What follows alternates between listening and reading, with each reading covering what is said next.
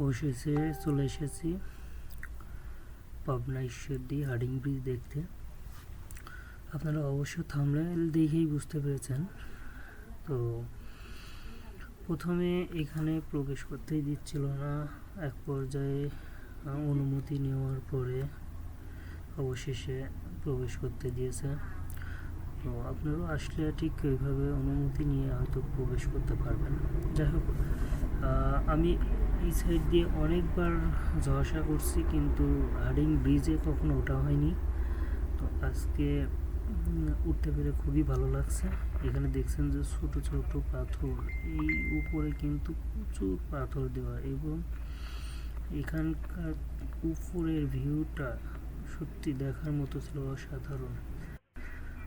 Herding ব্রিজের উপরে দুইটি লাইন রয়েছে এবং এর মাঝ দিয়ে একটি চলার পথও আছে, এবং আপনারা দেখেছেন যে এখানে অসংখ্য গুঁড়া পাথর রয়েছে।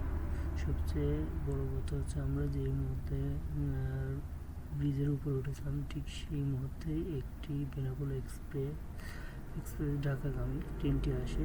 তো আমরা ব্রিজের উপর থাকা অবস্থায় ট্রেন আসবে এটা আমরা কখনো আশাই করতে পারিনি। যাই হোক, ট্রেনটি আসাতে আমরা আরও আনন্দিত হয়েছিলাম এবং সেই সাথে অবাক হয়েছিলাম।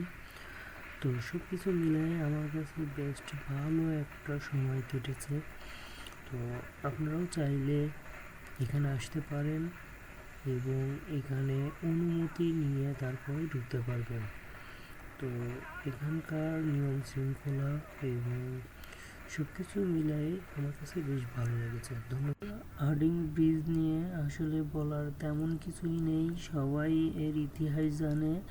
তো সবাই ভালো থাকবেন, দেখা হবে অন্য কোনো ভিডিওতে। ধন্যবাদ।